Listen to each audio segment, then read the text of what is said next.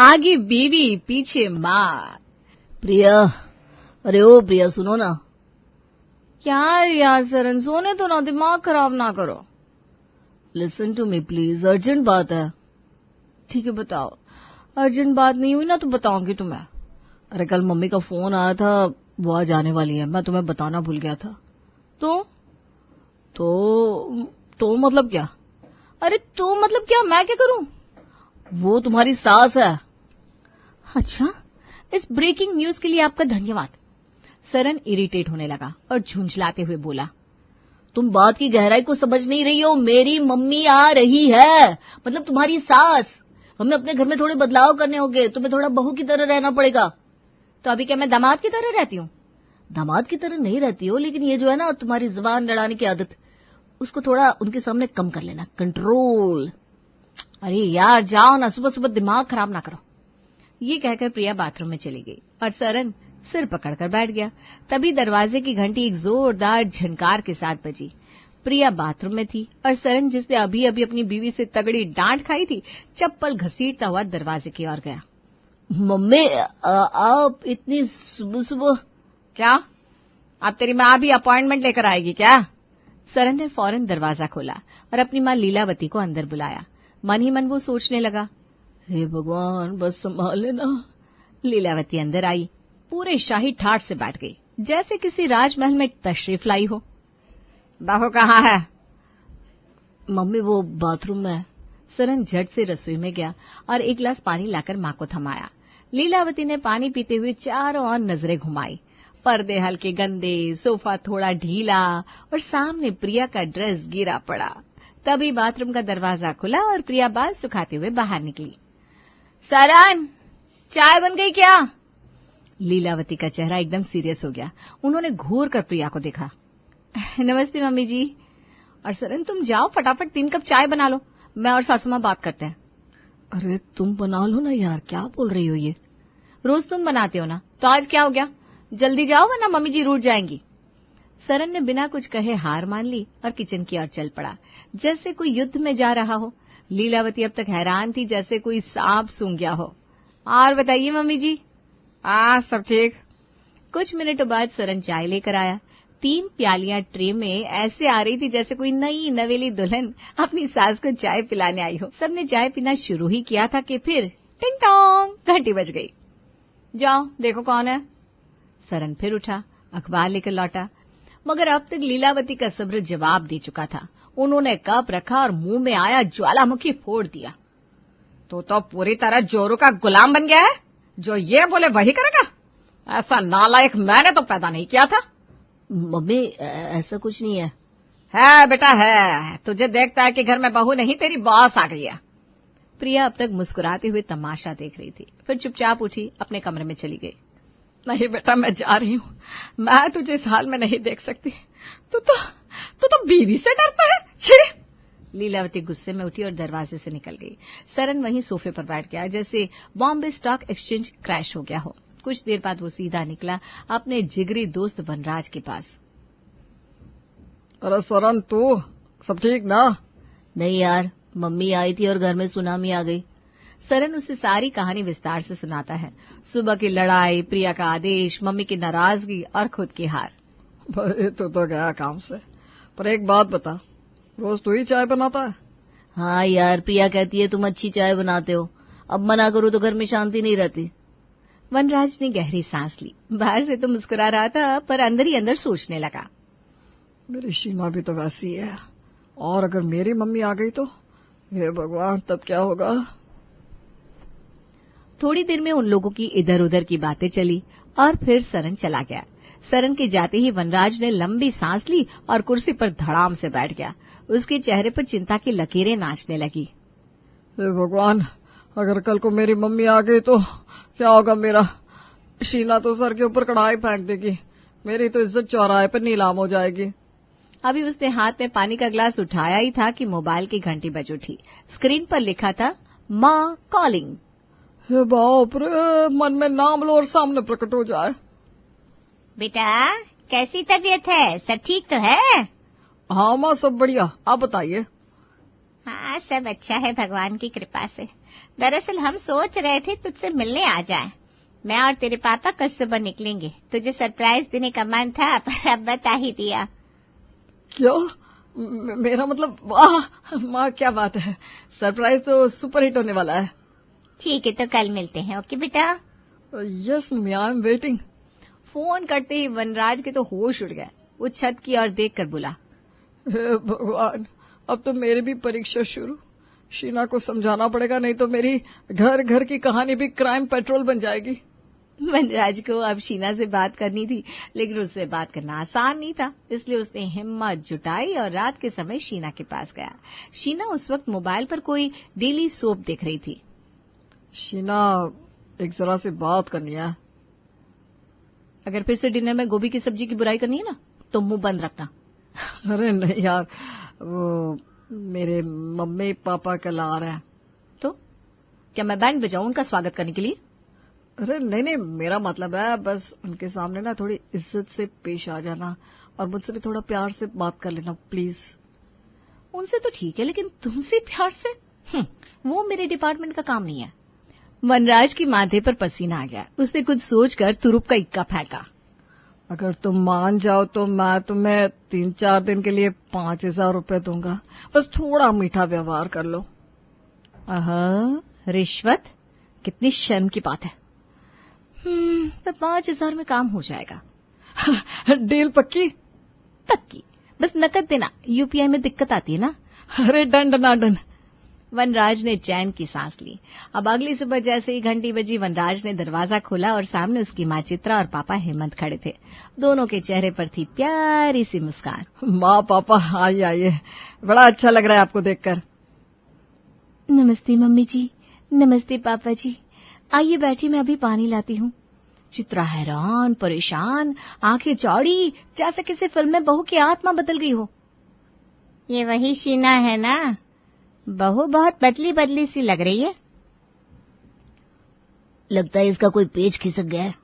उधर शीना प्यार से पानी लाई और बोली, ये लीजिए, आप लोग पानी पीजिए और आराम कीजिए। बहुत अच्छी है हमारी बहू।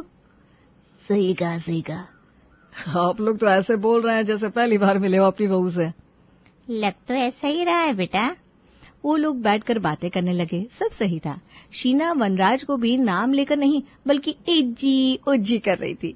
तभी चित्रा ने उससे खाना बनाने को कहा।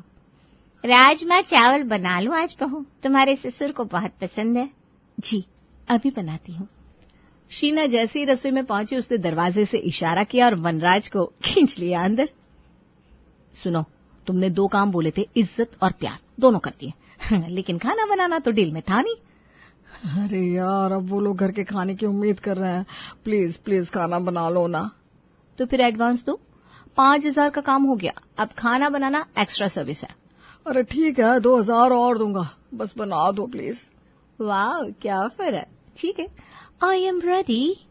आखिरकार सौदा पटा और शीना ने चटपटा राजमा चावल बनाया। चित्रा ने चखते ही आंखें मूंद ली। बेटा, बहू के हाथों में तो स्वाद है। ये तो सीधा सास बहू भोज जैसा लग रहा है। हाँ, और बहू में सुधार भी है। लगता है तुझे कुछ समझ में आ गया है वनराज। वनराज ने लंबी सांस ली और बुदबुदाया। समझ तो कुछ और आया है, पर समझाना आसान नहीं होता। खाने के बाद जैसे सब उठे, चित्रा का चेहरा खिल उठा। हे भगवान, बहू ने क्या हाथ चला दिया है।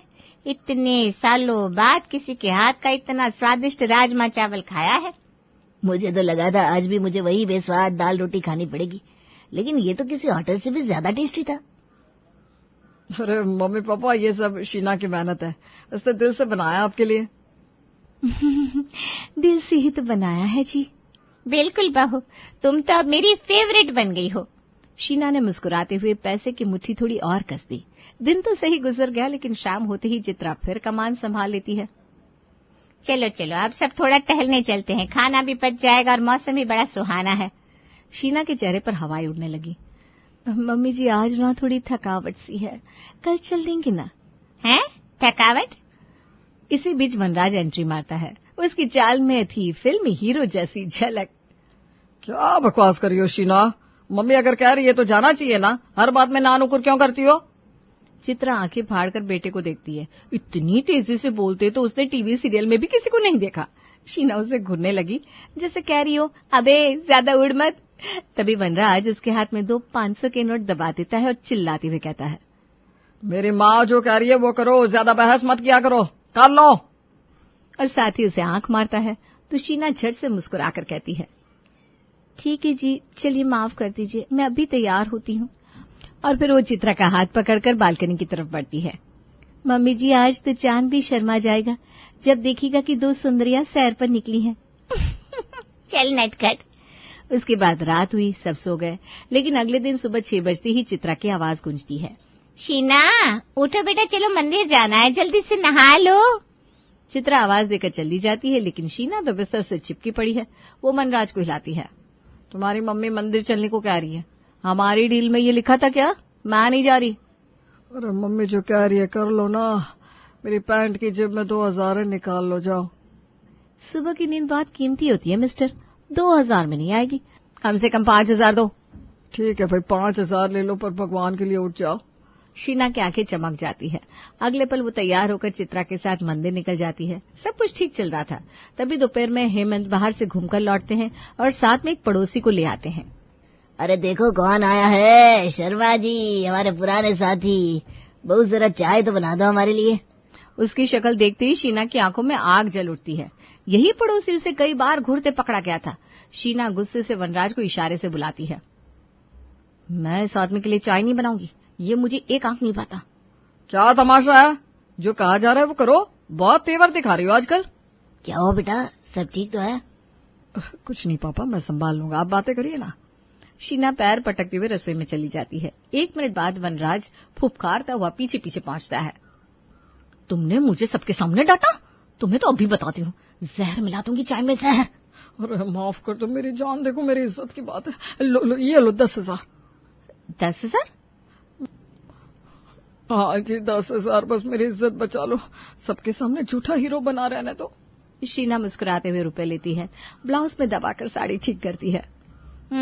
ऐसा है तो देखो जी, आज ऐसी चाय बनाऊंगी कि शर्मा जी भी शर्मा जाएंगे। और वो प्यारी मुस्कान के साथ चाय लेकर ड्राइंग रूम में पहुंचती है। वो ऐसी चाय तो स्वर्ग में भी नहीं मिलती होगी। हमारी बहू है ही ऐसी। वनराज दूर से देखता है और मन ही मन बुदबुदाता है, बस हे भगवान, ये ड्रामा अगले 2 दिन और झिलवा दो, उसके बाद जैसे चाहेगा बैलेंस कर लूंगा। रात का समय था, घर में हल्की हल्की रोशनी थी। हेमंत अपने कमरे में लेटा हुआ था, बदन थका हुआ था और पांव जैसे पत्थर बन चुके थे। कमरे की खामोशी में उसने धीरे से आवाज दी, शीना जरा इधर आओ बेटा। शीना पास ही बैठी थी, कुछ सोच रही थी। हेमंत की आवाज सुनकर वो चौंकी। पाँव में बहुत दर्द है, जरा दबा दो। शीना उठकर धीरे धीरे उसके पास आई। उसने हाथ बढ़ाया, लेकिन जैसे कोई दृश्य दीवार उसे रोक रही हो।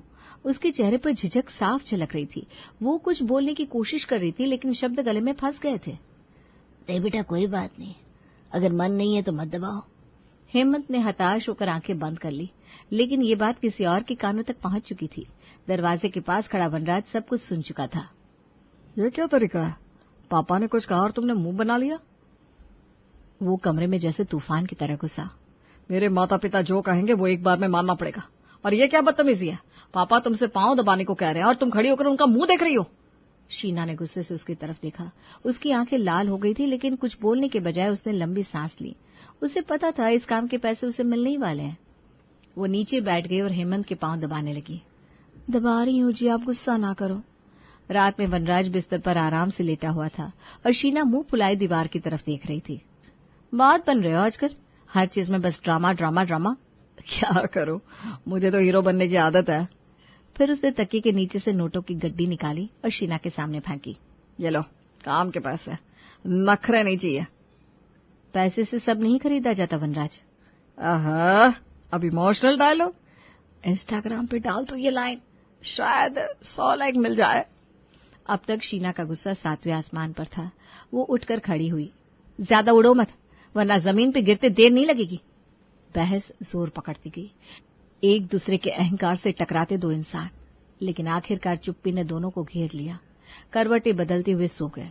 अगले दिन सुबह सुबह चित्रा रसोई के बाहर खड़ी थी। शीना, जरा मेरे लिए चाय बना देना बेटा। मैं बाजार जा रही हूँ, मम्मी जी बाद में बना दूंगी। कोई बात नहीं, मैं बना लूंगी। लेकिन ये सुनकर वनराज फिर से अपने एक्शन मोड में आ गया।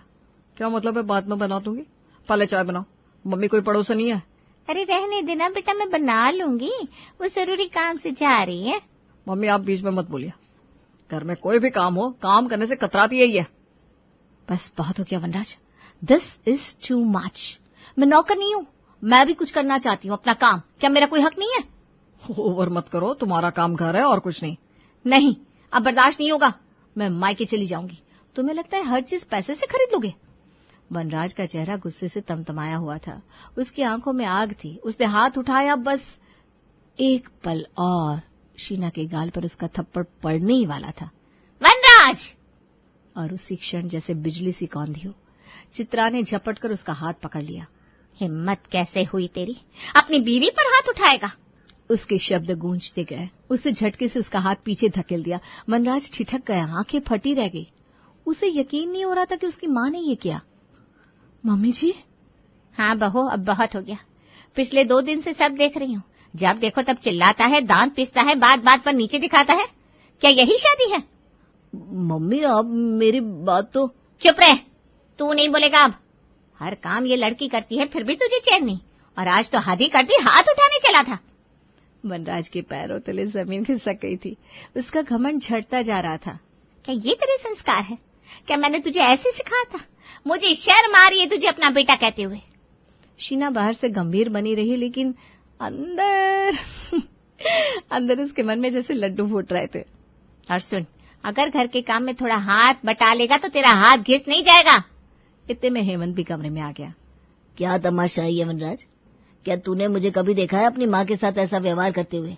जरा तमीज सीख ले बहू से बात करने की। वनराज अब पिघलने लगा था, उसने हाथ जोड़ लिए। माफ कर दो पापा, मम्मी गलती हो गई। लेकिन चित्रा का गुस्सा अब भी ठंडा नहीं हुआ था। उसने अलमारी खोली, अपना सामान निकाला और फिर हेमंत की ओर देखा। चलिए जी, अब हम यहाँ नहीं रुकेंगे। जिस घर में बेटे के अंदर इतनी इंसानियत नहीं, वहाँ रहने से क्या फायदा? हेमंत ने एक पल सोचा, फिर अपना बैग उठाया। चलो। वनराज दरवाजे तक आता रहा, पैर पकड़ने की कोशिश की। मम्मी पापा प्लीज मत जाओ, मेरी बात सुनो। लेकिन वे नहीं रुके। दरवाजा बंद हुआ, वनराज अकेला रह गया। तो बनते थे बड़ा हीरो, देखो जीरो बन गया। मजा आ गया। ओए, अब पैसे तो दे दो मेरी एक्टिंग फेल हो गई, पर मेहनत तो की थी। सॉरी जी, आपने कहा था काम करो, मैंने किया, लेकिन रिजल्ट तो भगवान के हाथ में है ना। भुगतो अब। वनराज अब चारों खाने चित था। बीवी ने गेम खेला, माँ ने तमाचा मारा और बाप ने भी साथ छोड़ दिया। कभी कभी हीरो बनने की इतनी कीमत चुकानी पड़ती है कि इंसान सच में विलन बन जाता है अपनी ही कहानी में।